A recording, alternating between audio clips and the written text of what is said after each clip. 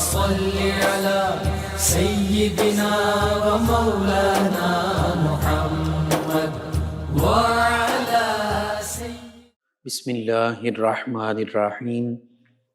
السلام علیکم ناظرین و سامعین کرام، پروگرام یاد الہی میں روزانہ عظیم ہستیوں کے تذکارے پاک کیے جاتے ہیں اور اس کے ساتھ ساتھ کچھ ایسے موضوعات پر گفتگو ہوتی ہے جن سے آپ کو رہنمائی حاصل ہوتی ہے۔ آج ام البنین سیدہ فاطمہ بنت حزام رضی اللہ عنہا آپ کے تذکارے خیر ہوں گے۔ اس سے پہلے کتاب الشفا سے آج کا وظیفہ، ایک وظیفہ ہے محتاجی اور معذوری سے بچنے کا وظیفہ۔ سب سے پہلے یہ محتاجی اور معذوری سے بچنے کا روحانی علاج اور وظیفہ کہ اللہ رب العزت ہر قسم کی محتاجی سے بچائے، ہر قسم کی معذوری پریشانی سے بچائے۔ تو جو شخص 1000 مرتبہ نماز فجر کے بعد روزانہ 1000 مرتبہ نماز فجر کے بعد روزانہ یا اللہ یا سلام یا اللہ یا سلام پڑھے گا، انشاءاللہ کبھی بھی مرتے وقت تک نابینا نہیں ہوگا، اپاہج نہیں ہوگا، عاجز و لاچار نہیں ہوگا۔ اللہ تعالیٰ چلتے ہاتھ پیروں اٹھائے گا۔ اور اس کے علاوہ ہر قسم کی صحت، سلامتی، برکت کے لیے بھی، مشکلات سے نکلنے کے لیے بھی یہ وظیفہ ہر حوالے سے دین و دنیا آخرت کی سلامتیوں کے لیے بھی پڑھا جا سکتا ہے۔ انشاءاللہ اللہ تعالیٰ ہی حفاظت اور سلامتی عطا فرمانے والا ہے۔ اس کے ساتھ ساتھ مرگی سے چھٹکارے کے لیے وظیفہ اکثر ہمارے ویورز اور لسنرز جو ہیں اس حوالے سے پوچھتے ہیں۔ اگر کسی شخص کو مرگی کے دورے پڑتے ہوں تو نماز فجر کے بعد ایک کاغذ پر رسول اللہ صلی اللہ علیہ وآلہ وسلم کا اسم گرامی سیدنا المرتضی،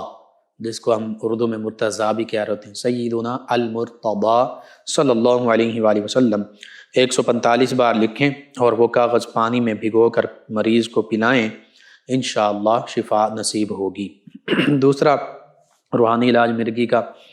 سورۃ الشمس 30ویں پارے میں یہ پڑھ کر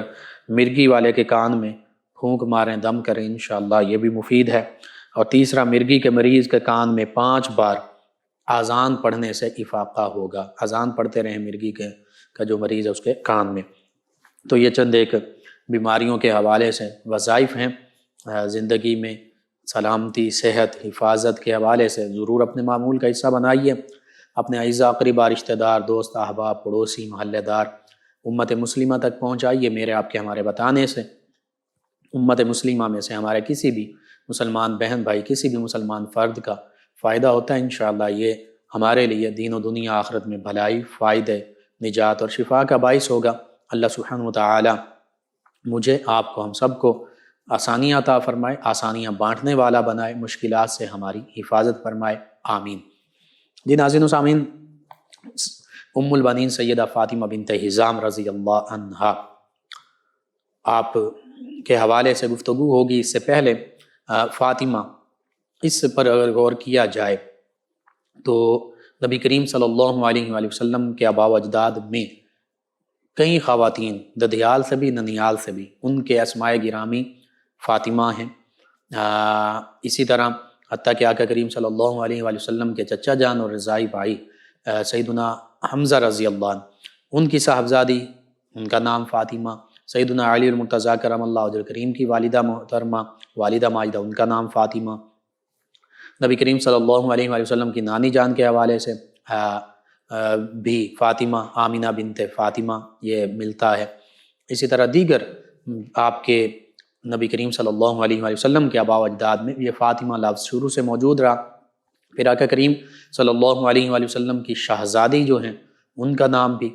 فاطمہ، سب سے چھوٹی 4 شہزادیوں میں سے سب سے چھوٹی لاڈلی پیاری شہزادی جو آقا کریم صلی اللہ علیہ وآلہ وسلم کی ہیں، ان کا نام، ان کا اسم گرامی بھی فاطمہ۔ تو یہ لفظ عرب میں بہت زیادہ بیٹیوں کا رکھا جاتا تھا، تو اسی لیے سیدہ ام البنین جو ہیں ان کا نام بھی ان کے والدین نے فاطمہ ہی رکھا۔ آقا کریم صلی اللہ علیہ وآلہ وسلم خود بھی فرماتے ہیں کہ میں فواتین کا بیٹا ہوں، یعنی فاطمہ نام کی جو خواتین ہیں وہ میرے آباء و اجداد میں شامل ہیں، جیسے نانی جان ہیں، اسی طرح آقا کریم صلی اللہ علیہ وآلہ وسلم کے ددیال میں بھی یہ نام فاطمہ جو ہے یہ کئی ہستیوں کا موجود ہے۔ نبی کریم صلی اللہ علیہ وآلہ وسلم کی دادی جان کے حوالے سے بھی یہی نام ملتا ہے کہ ان کا نام بھی فاطمہ تھا۔ تو یوں آقا کریم صلی اللہ علیہ وآلہ وسلم نے خود اپنی شہزادی کا نام بھی فاطمہ ہی رکھا۔ اور جب ہم ام البنین سیدہ فاطمہ بنت حزام رضی اللہ عنہا آپ کا ذکر خیر کرتے ہیں تو سب سے پہلے نام نامی اسم گرامی کے حوالے سے بات ہو گئی۔ فاطمہ کا معنی آگ سے بچانے والی بھی ہے، اور چونکہ سیدہ فاطمہ الزہرا رضی اللہ عنہا آپ کے حوالے سے احادیث مبارکہ میں موجود ہے کہ آپ خود بھی، آپ کی آل پاک بھی اولاد اطہار، جو نبی کریم صلی اللہ علیہ وآلہ وسلم ہی کی اولاد اطہار ہیں، اور آپ کی محبت، ادب، احترام رکھنے والے اللہ کے پیارے حبیب صلی اللہ علیہ وآلہ وسلم کے فرامین مبارکہ کے مطابق یہ سبھی لوگ جو ہیں یہ جنت کے مصداق ٹھہریں گے، یہ آگ سے محفوظ رہیں گے۔ بس شرط ساتھ یہی ہے کہ یہ سبھی لوگ یعنی سیدہ فاطمہ الزہرا رضی اللہ عنہا تو جنتی خواتین کی سردار ہیں،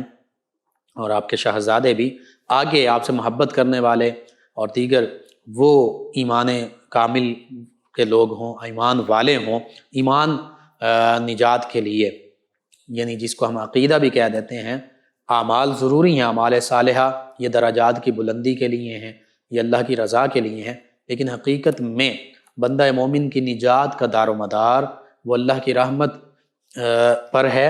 اور اللہ کی رحمت جو ہے وہ ایمان والوں کے لیے ہے۔ یعنی ایمان جو ہے یہ ایمان کا ہونا ضروری ہے اعمال صالحہ کے لیے۔ اگر کوئی بھی انسان وہ بڑے اچھے اچھے اعمال کرے، نیک اعمال کرے، لیکن اگر ایمان نہیں ہے تو اس کے وہ نیک اور اچھے اعمال وہ آخرت میں، قبر میں اس کے لیے کسی کام کے نہیں ہیں۔ تو ایمان کا ہونا ضروری ہے، ایمان جڑ ہے، اعمال صالحہ جو ہیں یہ شاخیں ہیں، یہ تنے ہیں، پتے ہیں۔ اگر جڑ ہی نہ ہو تو درخت کہاں سے ہوگا؟ تنے، شاخیں، پتے، پھل، پھول کہاں سے ہوں گے؟ تو ایمان جو ہے یہ لازمی ہے۔ بہرحال سیدہ فاطمہ ام البنین رضی اللہ عنہ، آپ کے اگر خاندان کا ذکر کیا جائے تو آپ کا خاندان جو ہے یہ عرب میں بہت مشہور حزام قبیلہ، اور پھر نبی کریم صلی اللہ علیہ وآلہ وسلم کے ساتھ اس قبیلے کا، آپ کا سلسلہ نسب جو ہے وہ آگے جا کر متصل ہو جاتا ہے، یعنی اس حوالے سے بنی اسماعیل میں سے ہی ہیں۔ اور پھر یہ کلاب بھی اس خاندان میں ایک آگے جا کر اجداد میں ایک شخصیت ہیں۔ تو سیدہ فاطمہ ام البنین رضی اللہ عنہا کا خاندان یہ کلابیہ بھی کہلاتا ہے۔ تو اسی لیے آپ کا پورا نام جب ذکر کیا جاتا ہے خاندانی حوالے سے تو فاطمہ بنت حزام کلابیہ رضی اللہ عنہا یوں ذکر کیا جاتا ہے۔ یہ کلابی خاندان جو ہے جو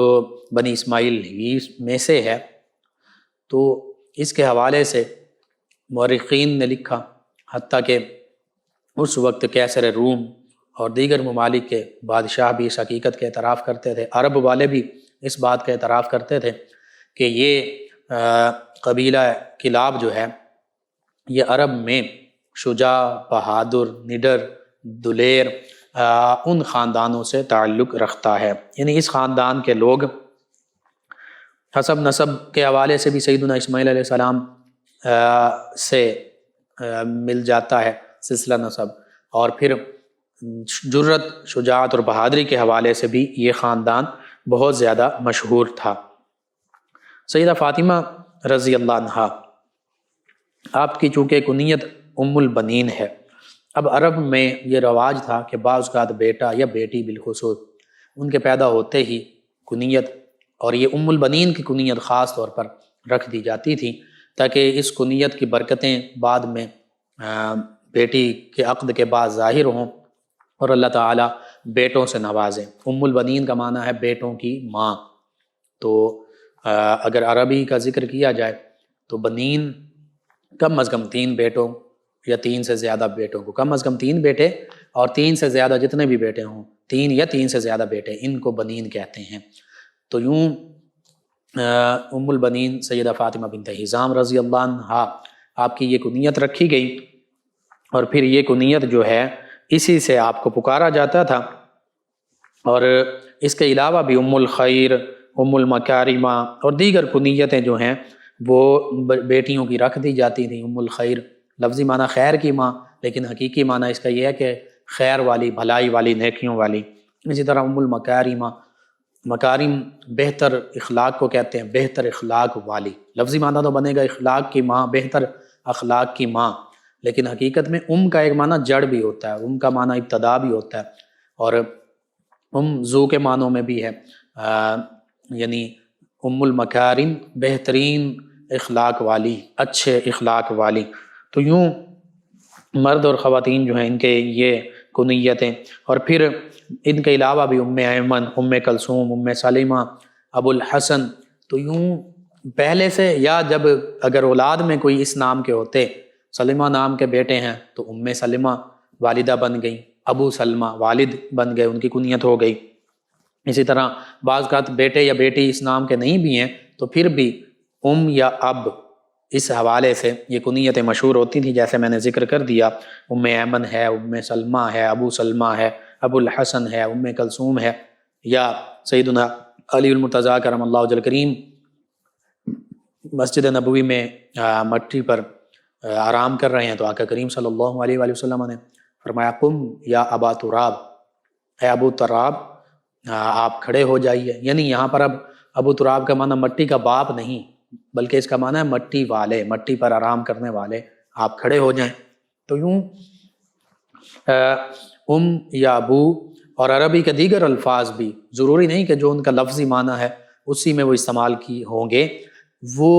اس کی سچویشن کے حساب سے استعمال ہوتے ہیں، وہ با محاورہ اس کا، اور لغوی معنی صرف لغوی معنی نہیں لیا جائے گا بلکہ عرفی معنی اور جس معنی میں اس کو بولا جا رہا ہے وہی معنی لیا جائے گا۔ بہرحال سیدہ ام البنین سیدہ فاطمہ بنت حزام رضی اللہ عنہا، آپ کے حسب نسب کے حوالے سے میں نے یہ مختصراً عرض کر دیا، نبی کریم صلی اللہ علیہ وآلہ وسلم کے خانوادے کے ساتھ، آباء و اجداد کے ساتھ آپ کا نسب جو ہے وہ متصل ہو جاتا ہے۔ ام البنین سیدہ فاطمہ بنت حزام رضی اللہ عنہا، آپ کی والدہ ماجدہ ثمامہ رضی اللہ عنہا، یا بعض روایات میں لیلہ رضی اللہ عنہا یہ ذکر ہوا، یہ بھی بڑی عظیم خاتون ہیں، حتیٰ کہ صحابیت کا بلند مقام پانے والی ہستی ہیں۔ یعنی یوں سمجھ لیجئے کہ بعد از انبیاء کرام علیہ السلام جو عظیم ہستیاں ہیں وہ صحابہ اور صحابیات رضوان اللہ علیہم اجمعین ہیں، تو ان عظیم ہستیوں میں ان کی والدہ ماجدہ بھی شامل ہیں، سیدہ ثمامہ بنت سہیل بن عامر رضی اللہ عنہا۔ اور یہ صحابیات میں جہاں شامل ہیں، عرب کی پڑھی لکھی دانش مند دانشور خواتین میں شامل ہیں، ادیبہ بھی ہیں، عریبہ بھی ہیں، عرب کا جو عربی زبان کی فصاحت و بلاغت ہے اور اس میں جو کلام ہے یہ بھی آپ کا ترہ امتیاز ہے۔ اور پھر جب صحابیت کا شرف پا لیتی ہیں تو یہ سب سے بڑی اللہ رب العزت کی طرف سے آپ کو عظمت، رفعت اور شان اور مقام سب سے بڑا مل جاتا ہے۔ تو یوں ہی آقا کریم صلی اللہ علیہ وآلہ وسلم سے جو فیضان پایا، قرآن و سنت کی، اسلام کی تعلیمات،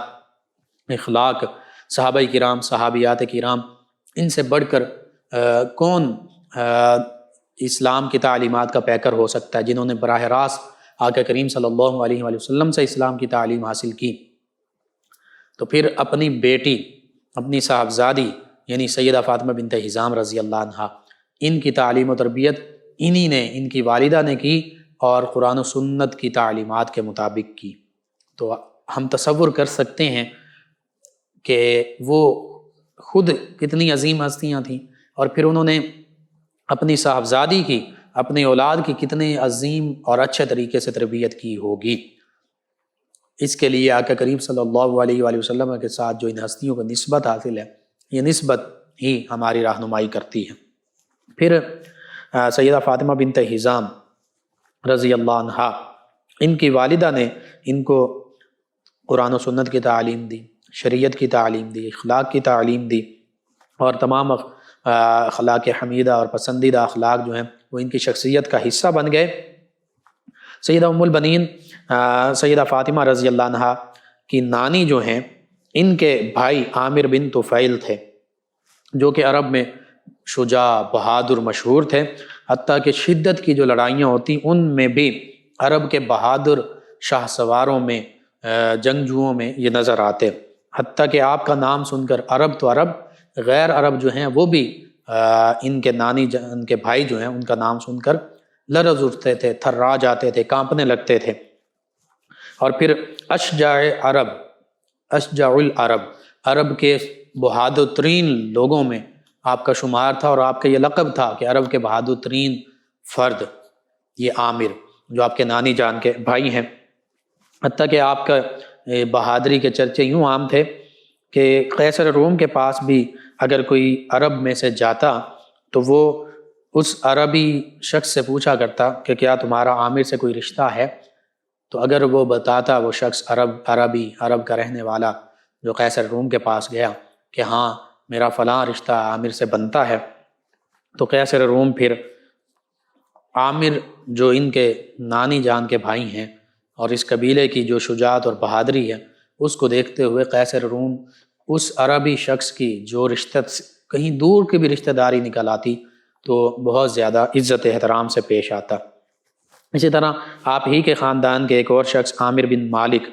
ان کو نیزوں سے کھیلنے والے کا لقب ملا ہوا تھا، یعنی نیزہ بازی میں یہ بہت ماہر تھے، نشانہ باز تھے۔ پھر اگر آپ کے والد گرامی کا ذکر کیا جائے سیدنا حزام رضی اللہ عنہ، تو سب سے بڑا شرف تو انہیں یہ حاصل ہوا کہ یہ آقا کریم صلی اللہ علیہ وآلہ وسلم کے یہ بھی صحابی ہیں، اور قرآن مجید فرقان حمید کی تمام وہ آیات بینات جن میں ایمان کا ذکر ہے، جن میں اعمال صالحہ کا ذکر ہے، جن میں جنتی لوگوں کا ذکر ہے، جن میں جہاد کا ذکر ہے، جن میں اخلاق کا ذکر ہے، جو بھی بہتر سے بہتر اچھی سے اچھی صفات کا ذکر ہے، وہ ساری صفات کے حامل صحابہ کرام علیہم رضوان ہیں، یعنی وہ ساری صحابہ کرام علیہم رضوان کی شانیں ہیں، اور صحابہ کرام علیہم رضوان کی شانوں کا ذکر پہلی آسمانی کتب میں موجود ہے، تورات میں، زبور میں، انجیل میں، انبیاء کرام علیہم السلام، جہاں ہمارے آقا و مولا صلی اللہ علیہ وآلہ وسلم کی عظمت، رفعت اور شان اور مقام و مرتبہ بیان فرماتے گئے، وہیں پر صحابہ کرام علیہم رضوان کے شانوں کے تذکرے بھی انبیاء کرام علیہم السلام نے فرمایا ہے۔ یہ مقام و مرتبہ ہے صحابہ کرام علیہم رضوان کا۔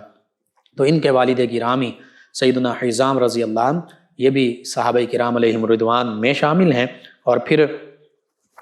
سیدنا حزام رضی اللہ عنہ، یہ حزام نام کا اگر معنی دیکھا جائے تو اس کا معنی بھی یہی ہے چوڑے سینے والے، یعنی اللہ تعالیٰ نے ظاہری حسن و جمال سے بھی نوازا، اور جب صحابیت کا شرف پا لیا تو باطنی حسن و جمال بھی اللہ تعالیٰ نے عطا فرما دیا۔ اور چوڑے سینے، فراخ سینے والے سے مراد یہ بھی ہوتا ہے کہ بہت زیادہ ہمت والے، عزم والے، شجاع، بہادر، ہر موقع پر چوڑا سینے کے ساتھ آگے سے آگے رہنے والے۔ تو یوں پتہ چلتا ہے کہ ام البنین سیدہ فاطمہ بنت حزام رضی اللہ عنہا، آپ خاندانی حوالے سے بھی اللہ تعالیٰ نے آپ کو تمام شرف، فضائل، عظمتیں عطا فرمائیں، اور پھر جب اس گھرانے نے صحابیت کا شرف پا لیا تو اس سے بڑھ کر اور شرف ہو ہی نہیں سکتا۔ بہرحال سیدنا علی المرتضیٰ کرم اللہ وجہ الکریم سے ان کا عقد ہوا، اور وہ کیسے ہوا؟ جب نبی کریم صلی اللہ علیہ وآلہ وسلم کی شہزادی سیدہ فاطمہ الزہرا رضی اللہ عنہا کا وصال ہوا 11 ہجری رمضان المبارک میں، تو اس کے بعد سیدنا علی المرتضیٰ کرم اللہ وجہ الکریم نے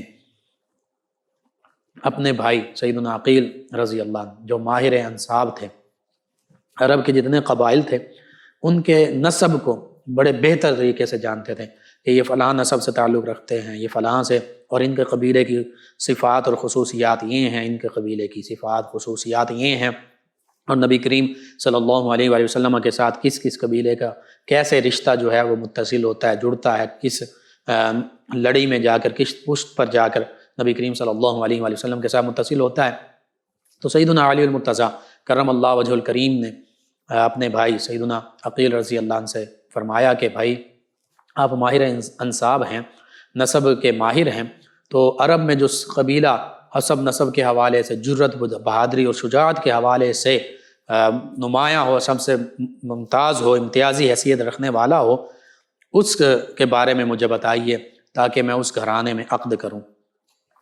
تو پھر سیدنا عقیل رضی اللہ عنہ نے اسی گھرانے کا بتایا، سیدنا حزام رضی اللہ عنہ کے گھرانے کا، اور پھر بتایا کہ یہ عرب میں سب سے بہادر اور شجاع سمجھا جاتا ہے، حسب نسب کے حوالے سے بھی بہترین گھرانہ ہے۔ اور چونکہ سیدنا علی المرتضیٰ کرم اللہ وجہ الکریم، تمام صحابہ کرام علیہم الرضوان، اہل بیت کرام علیہم الرضوان، حتیٰ کہ سیدنا امام حسین رضی اللہ عنہ نے بھی واقعہ کربلا کے بارے میں آقا کریم صلی اللہ علیہ وآلہ وسلم سے سن رکھا تھا، شہادت کا معلوم تھا۔ اب سیدنا علی المرتضیٰ کرم اللہ وجہ الکریم چاہتے یہ تھے کہ میرے دیگر جو ازواج اور پھر اولاد ہوں وہ بھی ایسے شجاع اور بہادر ہوں کہ جب بھی ضرورت پڑے سیدنا امام حسین رضی اللہ عنہ کو، تو اس موقع پر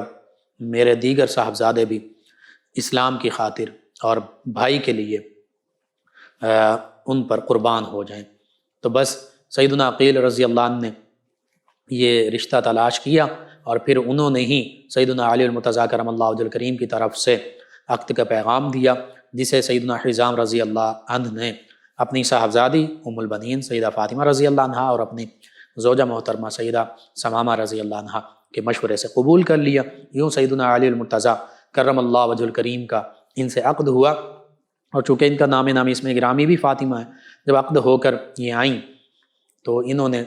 اپنے شوہر نامدار سیدنا علی المرتضیٰ کرم اللہ وجہ الکریم سے کہا کہ آپ مجھے میرے نام فاطمہ سے مت پکاریے گا،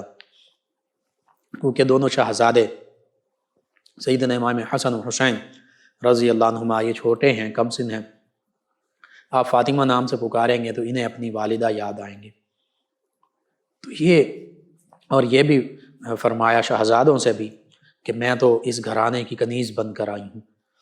یوں سیدہ فاطمہ بنت حزام رضی اللہ عنہا نے نبی کریم صلی اللہ علیہ وآلہ وسلم کے پیارے نواسوں شہزادوں کے ساتھ محبت کا اظہار کیا، نبی کریم صلی اللہ علیہ وآلہ وسلم اور آپ کے گھرانے کے ساتھ محبت کا اظہار کیا۔ اللہ رب العزت نے سیدنا علی المرتضیٰ کرم اللہ وجہ الکریم کو ان کے بطن سے 4 شہزادے عطا فرمائے، 4 صاحبزادے عطا فرمائے۔ وہ کون کون سے ہیں؟ وہ سیدنا غازی عباس علمدار رضی اللہ عنہ ہیں، وہ سیدنا جعفر رضی اللہ عنہ ہیں، وہ سیدنا عثمان رضی اللہ عنہ ہیں، وہ سیدنا عبداللہ رضی اللہ عنہ ہیں۔ یعنی 4 صاحبزادے، ان کے نام سیدنا علی المرتضیٰ کرم اللہ وجہ الکریم نے عباس، عبداللہ، عثمان اور جعفر رکھے۔ ان سے یہ بھی پتہ چل رہا ہے کہ سیدنا علی المرتضیٰ کرم اللہ وجہ الکریم اپنے چچا جان سیدنا عباس سے بھی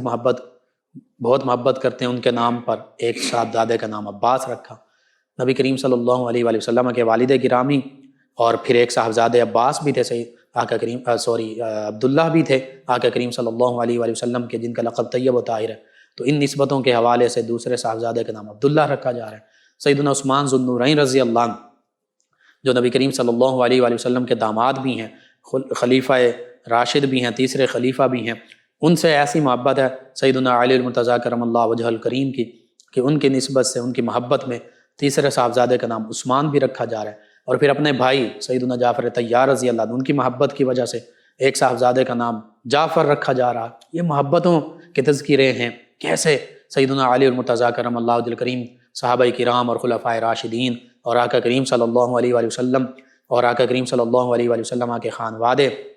اور اپنے چچا جان آقا کریم صلی اللہ علیہ وآلہ وسلم کے چچا جان اور اپنے بھائی کے ساتھ محبت کا اظہار کر رہے ہیں کہ انہی کے ناموں کی نسبت سے اپنے صاحبزادوں کے نام رکھے جا رہے ہیں۔ اور پھر ان صاحبزادوں نے ان ناموں کی لاج بھی رکھی۔ جب واقعہ کربلا پیش آیا تو سیدنا امام حسین رضی اللہ عنہ کی شہادت سے پہلے سیدنا عثمان، سیدنا عبداللہ، سیدنا جعفر رضی اللہ عنہم، انہوں نے بھی اپنی جانیں آفرین کے سپرد کی اور شہادت کا مقام پایا، اور سیدنا غازی عباس علمدار رضی اللہ عنہ، انہوں نے بھی جو میدان کربلا میں سیدنا امام حسین رضی اللہ عنہ کی فوج کا پرچم تھامے ہوئے تھے، انہوں نے بھی جام شہادت نوش کیا۔ اور پھر جب یہ قافلہ نبی کریم صلی اللہ علیہ وآلہ وسلم کے عظیم خانوادے کا قافلہ، عزت مآب مقدس خواتین اور سیدنا امام علی زین العابدین رضی اللہ عنہ جب واپس مدینہ طیبہ پہنچتے ہیں تو ان کے پہنچنے سے پہلے ایک شخص خبر لاتا ہے، ام البنین سیدہ فاطمہ بنت حزام رضی اللہ عنہ۔ بعض روایات کے مطابق یہ مدینہ طیبہ میں تھیں اور کافی بڑی عمر ہو چکی تھی ان کی، تو جب ان کو تک خبر پہنچتی ہے کہ ان کے چاروں صاحبزادے شہید ہو گئے، تو یہ پوچھتی ہیں مجھے امام عالی مقام سیدنا امام حسین رضی اللہ عنہ کے بارے میں بتاؤ، ان کے بارے میں کیا خبر ہے؟ میرے اگر چاروں صاحبزادے بھی ان پر قربان ہو جائیں تو مجھے اس کی کوئی پرواہ نہیں ہے۔ جب ان کے بارے میں بتایا جاتا ہے کہ سیدنا امام حسین رضی اللہ عنہ بھی شہید کر دیے گئے تو پھر رونے لگ پڑتی ہیں اور کہتی ہیں کہ بس ہمارے لیے تو اب ان کے بعد کوئی زندگی نہیں ہے۔ اپنے چاروں صاحبزادوں کی شہادت کا پتہ چلا تو اس پر آپ روئی بھی نہیں ہیں، کوئی غم کا اظہار نہیں کیا، بلکہ اس بات پر مطمئن ہیں کہ میرے صاحبزادے جو ہیں وہ سیدنا امام حسین رضی اللہ عنہ کی خاطر، اسلام کی خاطر، ان کے مشن کی خاطر، جو حق کا مشن تھا، انہوں نے اپنی جان قربان کر دی۔ لیکن جب سیدنا امام حسین رضی اللہ عنہ کی شہادت کا پتہ چلتا ہے تو پھر رونے لگ پڑتی ہیں۔ یہ ام البنین سیدہ فاطمہ بنت حزام رضی اللہ عنہا کا اس خان وعدے کے ساتھ آقا کریم صلی اللہ علیہ وآلہ وسلم کے ساتھ آقا کریم صلی اللہ علیہ وآلہ وسلم کے ساتھ اور آپ کے گھرانے کے ساتھ محبت کا عالم تھا۔ اور پھر بالآخر واقعہ کربلا کے 3 سال بعد 64 ہجری میں ام البنین سیدہ فاطمہ بنت حزام رضی اللہ عنہا وصال پاتی ہیں اور جنت البقیع شریف میں آپ کی تدفین ہوتی ہے، جہاں آقا کریم صلی اللہ علیہ وآلہ وسلم کے کبار صحابہ کرام، امہات المومنین، جو آقا کریم صلی اللہ علیہ وآلہ وسلم کے ازواج مطہرات ہیں، ہماری تمام مومنین کی مائیں ہیں، اور پھر صحابیات، اہل بیت کرام علیہم رضوان میں سے عظیم ہستیاں، ان کی تدفین وہاں ہوئی، وہ مدفون ہیں۔ وہیں ام البنین سیدہ فاطمہ بنت حزام رضی اللہ عنہا کی تدفین کی گئی۔ آپ کی مبارک زندگی آج کی ہماری خواتین اسلام کے لیے بھی مشعل راہ ہے، حتیٰ کہ مسلمان مردوں اور نوجوانوں کے لیے بھی مشعل راہ ہے، والدین کے لیے مشعل راہ ہے کہ اسلام کی خاطر، آقا کریم صلی اللہ علیہ وآلہ وسلم کی خاطر اور آقا کریم صلی اللہ علیہ وآلہ وسلم کے گھرانے کی خاطر، حق کی خاطر اگر اپنے بیٹوں کو بھی قربان کرنا پڑے تو اس سے بھی دریغ نہیں کرنا چاہیے۔ اللہ سبحانہ وتعالی ہمیں تمام مسلمانوں کو ان عظیم ہستیوں کی پیروی کرنے کی توفیق عطا فرمائے، ان کے تصدق سے عالم اسلام کو سربلندیاں عطا فرمائے۔ اللهم صل على سيدنا ومولانا محمد وعلى سيدنا۔ آپ سماعت فرما رہے ہیں پروگرام یاد الہی۔ ناظرین و سامعین، اس دوران ہمیں جوائن کیا ضیاء اوان صاحب ہیں، کہتے ہیں السلام علیکم۔ جی وعلیکم السلام۔ کہتے ہیں بھائی افسوس کہ آج کل کی ان ماؤں پر افسوس کہ کہاں وہ اپنی بیٹی سے کہتی ہیں کہ شوہر اگر کچھ کہے تو مجھے بتانا، اس کی ہم خبر لیں گے۔ کہتے ہیں کہ آج کے دور کا یہ اہم مسئلہ ہے، اس حوالے سے کچھ بتا دیں۔ جی میں عرض کرتا ہوں، میاں بیوی دونوں گاڑی کے پہیے ہیں، دونوں کے لیے اپنے اپنے حقوق و فرائض یہ انجام دینا ضروری ہے۔ جو شوہر کے فرائض ہیں وہ بیوی کے حقوق ہیں، جو بیوی کے فرائض ہیں وہ شوہر کے حقوق ہیں۔ مختصراً عرض کر دیتا ہوں، شوہر کے ذمے اپنی حیثیت کے مطابق بیوی کو کھانا، لباس جسے نان و نفقہ کہتے ہیں، اور گھر یہ مہیا کرنا ہے۔ بیوی کے ذمے گھر کی ذمہ داری اور بالخصوص شوہر کے مال، عزت کی حفاظت اور شوہر کی خدمت، شوہر کی اطاعت، فرما برداری یہ ہے، اور اولاد کی تربیت ہے۔ اب اگر شوہر زیادتی کرے گا بالکل اس سے پوچھا جائے گا، لیکن بیوی اگر فرما برداری نہیں کرتی بالکل اس سے پوچھا جائے گا۔ اس میں بالکل آپ کی بات بھی صحیح ہے، بعض اوقات شوہر کی طرف سے زیادتی ہوتی ہے تو خاندان کے بڑے بزرگ جو ہیں اسے سمجھانا چاہیے، بیوی بھی پیار محبت سے سمجھا سکتی ہے۔ لیکن آج کل کا المیہ ہے کہ بعض اوقات مائیں کہتی ہیں کہ چھوٹی چھوٹی بات، ہر بات مجھے بتانا اور پھر میں دیکھ لوں گی، اور اس طرح بیٹیوں کو خراب کیا جاتا ہے۔ یہ معاملہ بھی ہے تو اس سے بچنا چاہیے۔ جو بیوی ہے اگر شوہر اس کے ساتھ ناانصافی نہیں کرتا، ظلم زیادتی نہیں کرتا، اس کے حقوق پورا کر رہا ہے، تو کہیں چھوٹی موٹی اگر آپس میں اختلاف بھی ہو جاتا ہے تو شوہر کو بھی صبر کرنا چاہیے، بیوی کو بھی صبر کرنا چاہیے۔ ہر بات جو ہے وہ اپنے میکے میں نہیں کرنی چاہیے۔ یہ جو طلاق یا دیگر ناچاکیوں کی وجہ بنتی ہے اس میں ایک سب سے بڑی وجہ یہی ہوتی ہے کہ بیوی جو ہے چھوٹی چھوٹی باتیں وہ گھر میں اپنے میکے میں پہنچا رہی ہوتی ہے، اور پھر یوں لڑائی جھگڑے شروع ہو جاتے ہیں۔ صبر کرنا چاہیے۔ ہاں اگر بہت بڑا کوئی معاملہ ہے اور حقیقت میں زیادتی ہے شوہر کی طرف سے ایسا معاملہ ہو رہا ہے تو پھر والدین کو بھی بتائیں، پھر دیگر جو بزرگ ہیں سب سے پہلے شوہر کے والدین کو بتائیں اور شوہر کو پیار محبت سے سمجھائیں۔ تو یہ معاملہ ہے بالکل، اس حوالے سے پہلے بھی پروگرامز میں گفتگو ہو چکی ہے، مزید بھی انشاءاللہ دوبارہ بھی بات کریں گے، مختصراً میں نے یہی عرض کر دیا۔ ان کے علاوہ میں جوائن کیا ہے عائشہ صاحبہ قرۃ العین صاحبہ چک جمرہ سے، کہتی ہیں السلام علیکم بھائی، کیا حال ہے آپ کا؟ جی وعلیکم السلام، الحمدللہ۔ سب کو سلام کہا۔ 208 چک ڈوگرا والا سے ہیں ایمن صاحبہ، کہتی ہیں السلام علیکم بھائی، آپ کا پروگرام بہت اچھا ہے۔ جی وعلیکم السلام، کہتی ہیں میں روزانہ آپ کا پروگرام سنتی ہوں، اللہ پاک آپ کو اس کا اجر عطا فرمائے، آمین۔ جی اللہ تعالیٰ آپ کو تمام ویورز لسنرز کو اجر عطا فرمائے۔ ایک اور لسنر ہے، عصر عشاء کی سنتیں اور فرض کس طرح پڑھتے ہیں؟ جی عصر ہو یا عشاء ہو، فرض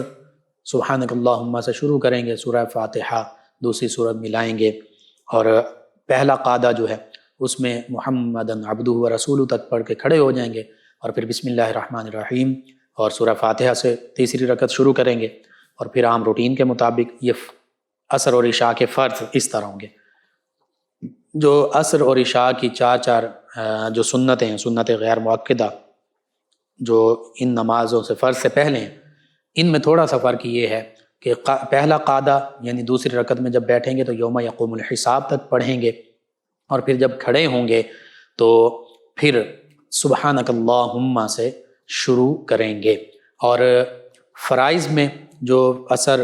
اور عشاء یا ظہر کے بھی 4 فرض ہیں، تو فرائض میں پہلی 2 رکعتوں میں فاتحہ کے بعد سورۃ الفاتحہ کے بعد دوسری سورت ملائیں گے، تیسری چوتھی میں نہیں ملائیں گے، لیکن سنتیں چاہے موقدہ ہیں غیر موقدہ ہیں ان میں 4 رکعات میں سورہ فاتحہ کے بعد دیگر دوسری سورت بھی ملائیں گے۔ اب غیر موقدہ عصر اور عشاء کی جو سنتیں ہیں ان میں تیسری رکعت میں دوسری رکعت میں نے کہا کہ یوم یقوم الحساب تک بیٹھیں گے، پڑھیں گے، پھر کھڑے ہوں گے، سبحانک اللہم سے شروع کریں گے، اور باقی دیگر سنتوں کی طرح ہی پڑھیں گے۔ یہ طریقہ ہے ان کا، میں نے عرض کر دیا۔ عفیفہ صاحب ہیں، کہتی ہیں مفتی صاحب صلاۃ حاجت پڑھنے کا طریقہ مسنون بتا دیں۔ جی مختصر یہی ہے، 2 رکعت نفل پڑھیں اور اس کے بعد پھر اللہ کی بارگاہ میں دعا کریں، اسی کو صلاۃ الحاجت کہتے ہیں، حاجت کے لیے جب کوئی اللہ کی بارگاہ میں اپنی مشکل کے حوالے سے عرض کرنا ہو، حاجت پیش کرنی ہو۔ اسی طرح ایک اور ہمارے لسنر ہیں، انہوں نے کہا السلام علیکم، جی وعلیکم السلام، کہتے ہیں کیسے ہیں بھائی آپ؟ جی الحمدللہ۔ اقصیٰ صاحبہ ہیں، یہ کہتی ہیں کہ میں اقصیٰ ہوں، آپ کی ڈیلی لسنر، اور کہتی ہیں انہوں نے اپنے خواب کا ذکر کیا، مہنگے نفیس خوبصورت برتن خریدنے اور دیکھنے۔ اللہ تعالیٰ بہتر فرمائے گا۔ اصل میں جو چیزیں ہم دن میں سوچ رہے ہوتے ہیں یا جن پر گفتگو کر رہے ہوتے ہیں، بعض اوقات وہی چیزیں متخیل ہو کر خواب میں ہمارے سامنے آ جاتی ہیں۔ بہرحال انشاءاللہ اللہ تعالیٰ بہتر فرمائے گا۔ ان کے علاوہ ہمیں جوائن کے بشرا صاحبہ نے، کہتی ہیں لقمان بھائی کیا حال ہے آپ کا؟ جی الحمدللہ، کہتی ہیں کہ سر میں بہت درد ہوتا ہے، وظیفہ بتا دیں۔ دائیں ہاتھ سے ماتھا پکڑ کر آپ 21 مرتبہ 3 مرتبہ پکڑیں گے، ہر دفعہ 7 مرتبہ یا جبارو یا سلامو یا جبارو یا سلامو پڑھیں گے 21 مرتبہ، اور اس سے پہلے اپنے ماتھے پر 3 یا 7 مرتبہ یا جبارو یہ لکھ دیں، 7 مرتبہ لکھیں یا جبارو یا جبارو، انشاءاللہ اللہ تعالیٰ بہتری فرما دے گا۔ اور اگر آدھے سر کا درد ہے تو سورج طلوع ہونے سے پہلے کر لیں، اللہ تعالیٰ شفا عطا فرمانے والا ہے۔ اجمل صاحب ہیں، انہوں نے میں جوائن کیا، کہتے ہیں کہ میری بیوی کے بڑے آپریشن کی وجہ سے بیک بون میں انجیکشن لگتے رہے ہیں اور وہ چل نہیں سکتی، وظیفہ بتا دیں۔ جی میں اس حوالے سے یہ عرض کروں گا کہ ایلوپیتھک کے ساتھ آپ ہومیوپیتھک طریقہ علاج کے جو ماہر اور پرانے تجربہ کار ڈاکٹر ہوں ان سے مشورہ کریں، تو اس کا علاج ہو سکتا ہے۔ اور روحانی علاج میں عرض کر دیتا ہوں، سورہ رحمان، سورۃ الرحمن صبح اور شام 3 مرتبہ سنیں، پانی پر اللہ اللہ پڑھ کر دم کر کے پانی پی لیں، اور اس کے ساتھ ساتھ یا سلاموں کی کثرت کریں، انشاءاللہ اللہ تعالیٰ بہتری فرما دے گا۔ ایک اور ہمارے لسنر ہیں فروا صاحبہ 108 ریبے سے، کہتی ہیں السلام علیکم لقمان بھائی، جی وعلیکم السلام، کہتی ہیں آپ کا پروگرام بہت پیارا ہے اور سیچرڈے کے کو رزلٹ آنا ہے، دعا کر دیں، اللہ تعالیٰ بہتری فرما دے۔ سیدنا فتاح صلی اللہ علیہ وآلہ وسلم 47 بار ہر نماز فرض نماز کے بعد بھی پڑھیں، اللہ تعالیٰ بہتری فرمانے والا ہے۔ اصغر علی صاحب ہیں، کہتے ہیں پروگرام بہت اچھا ہے، میں ڈیلی سنتا ہوں، جی آپ کا شکریہ۔ آکاشا بھٹی صاحب ہیں، کہتی ہیں السلام علیکم بھائی کیا حال ہے؟ جی وعلیکم السلام۔ صحت کے بارے میں پوچھا، جی الحمدللہ، کہتے ہیں بہت دنوں کے بعد سن رہی ہوں، اور انہوں نے اپنے بھائی کے حوالے سے کچھ پوچھا ہے، آپ دوبارہ لکھیے، مجھے نہیں سمجھ آئی توزہ یا کیا آپ نے پوچھا ہے۔ بہرحال ان کو یہ کہیں کہ درود پاک کی کثرت کریں اور یا اللہ یا سلام اس کی کثرت کریں، انشاءاللہ اللہ تعالیٰ بہتری فرما دے گا۔ اور ہمارے بہت پیارے ایک لسنر ہمارے مہمان بھی بنتے ہیں، پیر محسن اعجاز سیفی صاحب، انہوں نے ہمیں جوائن کیا چک نمبر 277 گاف بے تحصیل جڑاں ضلع فیصل آباد سے۔ کہتے ہیں السلام علیکم مفتی صاحب جی۔ وعلیکم السلام ورحمۃ اللہ۔ کہتے ہیں کہ آپ کا پروگرام خوبصورت ہے، اللہ تعالیٰ آپ کے علم و عمل میں برکات کثیرہ کا نزول فرمائے۔ کہتے ہیں کہ ہماری مسجد کی کمیٹی کے ممبر جناب خوشی محمد لوہار صاحب یہ وفات پا گئے ہیں، ان کے لیے دعا اور اشعار ہیں چند ان کے، تو میں وہ انہوں نے کہا شامل کر دیں جی، میں پڑھتا ہوں۔ پنجابی کے اشعار ہیں، کہتے ہیں ان کے بارے میں کہتے ہیں کہ ماں دا خدمتگار خوشی ہا، یاراں دا وی یار خوشی ہا، ویکھ مسیتاں دین گواہی، ساڈا چوکیدار خوشی ہا۔ اللہ سے محبت کرنے والے تھے، اللہ تعالیٰ کا گھر مسجد کی خدمت کرنے والے تھے، تو اس حوالے سے ان کی خدمات کے حوالے سے انہوں نے لکھا، اللہ تعالیٰ ان کی خدمات قبول فرمائے۔ آپ کا تمام ویورز کا، تمام لسنرز کا بہت شکریہ، آپ ہمیں جوائن کرتے ہیں، اپنے فیڈ بیک سے آگاہ کرتے ہیں۔ ناظرین سامعین، پروگرام یاد الہی کا وقت ختم ہوا چاہتا ہے، انشاءاللہ کل صبح دوبارہ آپ سے ملاقات ہوگی۔ پروگرام یاد الہی میں اپنے میزبان محمد لقمان رضا اور ہماری ٹیم کو اجازت دیجیے، اللہ نگہبان۔ اللہم صل علی سیدنا و مولانا